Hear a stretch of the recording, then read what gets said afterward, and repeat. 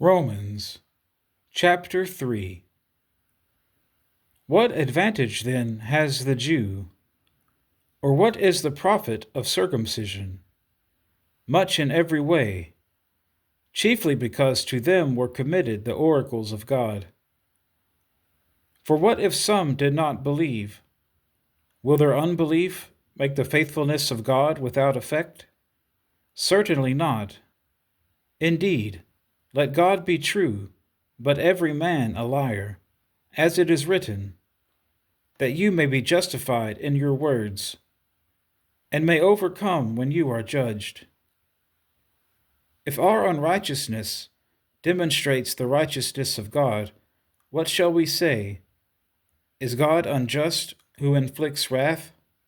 I speak as a man. Certainly not. For then how will God judge the world?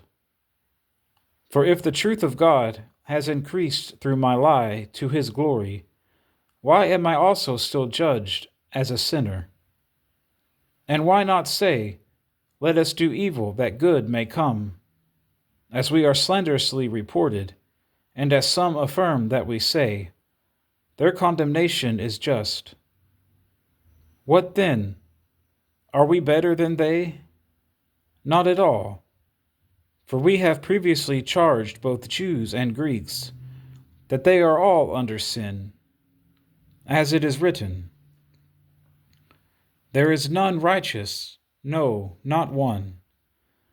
There is none who understands. There is none who seeks after God. They have all turned aside.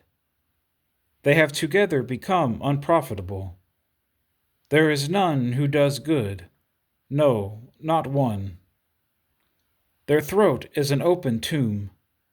With their tongues they have practiced deceit. The poison of asps is under their lips, whose mouth is full of cursing and bitterness. Their feet are swift to shed blood. Destruction and misery are in their ways, and the way of peace they have not known. There is no fear of God before their eyes. Now we know that whatever the law says, it says to those who are under the law, that every mouth may be stopped, and all the world may become guilty before God. Therefore, by the deeds of the law, no flesh will be justified in his sight, for by the law is the knowledge of sin. But now the righteousness of God apart from the law is revealed, being witnessed by the law and the prophets, even the righteousness of God through faith in Jesus Christ, to all and on all who believe. For there is no difference, for all have sinned and fall short of the glory of God, being justified freely by his grace through the redemption that is in Christ Jesus, whom God set forth as a propitiation by his blood, through faith, to demonstrate his righteousness, because in his forbearance God had passed over the sins that were previously committed, to demonstrate at the present time his righteousness, that he might be just, and the justifier of the one who has faith in Jesus. Where is boasting then? It is excluded. By what law? Of works? No, but by the law of faith. Therefore we conclude that a man is justified by faith, apart from the deeds of the law. Or is he the God of the Jews only?